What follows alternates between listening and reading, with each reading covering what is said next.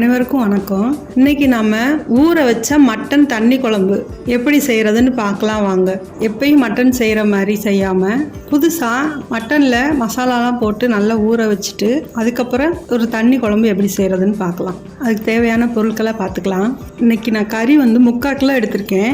3/4 கிலோவுக்கு தேவையான மசாலா ஐட்டம் பார்த்துக்கலாம்.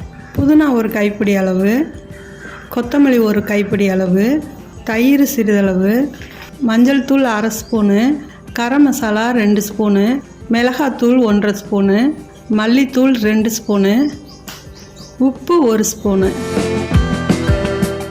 இஞ்சி பூண்டு பேஸ்ட்டு 3 ஸ்பூன் தேவை, அது அளவுக்கு எடுத்துக்கலாம்.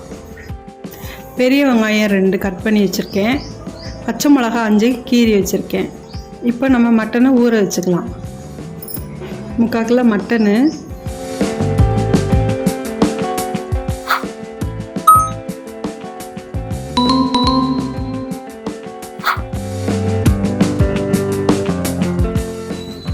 மூணு ஸ்பூன் இஞ்சி பூண்டு பேஸ்ட்டு, புதினா கொத்தமல்லியை நல்ல வலுவலுன்னு அரைச்சி அதை இதோடு சேர்த்துக்கலாம்.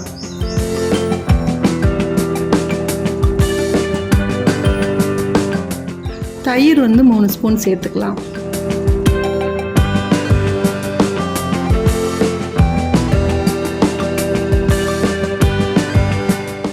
நம்ம இப்போ எடுத்து வச்சுருக்க மசாலா ஐட்டம் எல்லாம் இது கூட சேர்த்துக்கலாம். மஞ்சள் தூள், கரம் மசாலா தூள், மிளகாத்தூள், மல்லித்தூள், உப்பு, நறுக்குன பெரிய வெங்காயம்,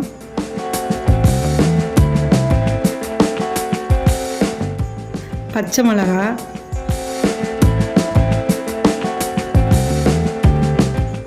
இது எல்லாத்தையும் நல்லா மட்டனில் மிக்ஸ் ஆகிற மாதிரி கலந்து ஒரு 1/2 மணி நேரம் அப்படியே நம்ம ஊற வச்சிடலாம்.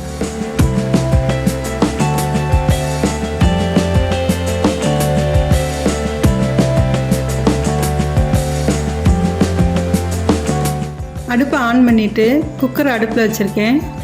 குக்கர் சூடானதும் நல்லெண்ணெய் 4 ஸ்பூன் சேர்த்துருக்கேன். இதில் தாளிப்புக்கு மசாலா ஐட்டங்க 1 ஸ்பூன் சோம்பு, 1 அன்னாச்சி பூவு, 1 பிரிஞ்சி இலை, 4 கிராம்பு, 2 பட்டை, 2 ஏலக்காய், கல்பாசி கொஞ்சம் போல், இதெல்லாம் நம்ம தாளிப்புக்கு சேர்த்துக்கலாம்.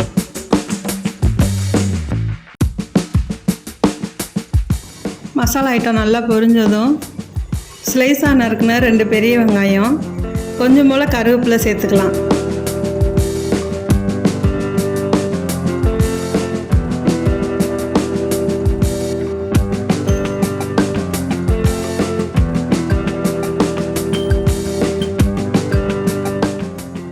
வெங்காயம் வதங்குறதுக்கு கொஞ்சம் போல் உப்பு சேர்த்துருக்கேன்.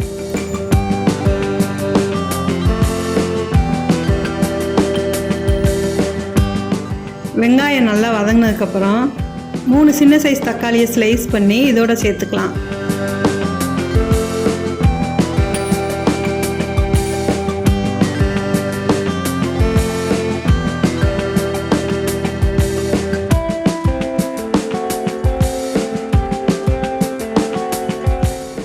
தக்காளி நல்லா வதங்கினதும் நம்ம மிக்ஸ் பண்ணி வச்சுருக்க மட்டனை இதோடு சேர்த்துக்கலாம்.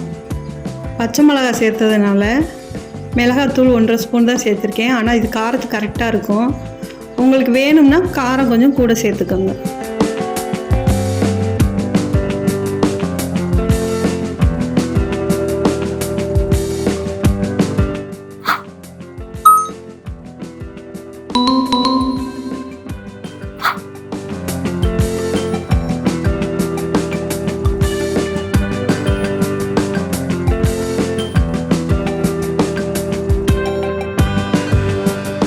கொஞ்ச நேரம் வதங்கினதுக்கப்புறம் தேவையான அளவு தண்ணி சேர்த்துட்டு உப்பு கொஞ்சம் சேர்த்துருக்கேன்.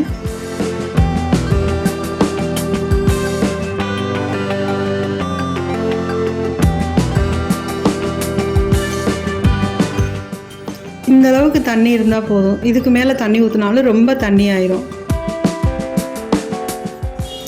நல்லா 3 கொதி வந்ததுக்கப்புறம் அந்த மசாலாலாம் மேலே வரும். இந்த மசாலா மேலே வந்ததுக்கப்புறம் குக்கரை மூடி 5 விசில் விட்டுருக்கேன். 5 விசில் விட்டுட்டு இப்போ ஓப்பன் பண்ணி பார்த்துக்கலாம். இந்த மாதிரி இருக்கும். இப்போ லைட்டாக கருவேப்பிலை சேர்த்து நம்ம எடுத்துக்கலாம். குழம்பு தண்ணியாக தான் இருக்கும், ஆனால் டேஸ்ட்டாக இருக்கும். இட்லி தோசைக்கு சாப்பிட்டிங்கன்னா நல்லாயிருக்கும். சாப்பிட்டு பார்த்துட்டு எனக்கு எப்படி இருக்குன்னு சொல்லுங்கள். நம்ம லேட்டஸ்ட் பீப்புள் சேனலில் தொடர்ந்து சிம்பிளான வீடியோவாக பார்த்துட்ருக்கோம்.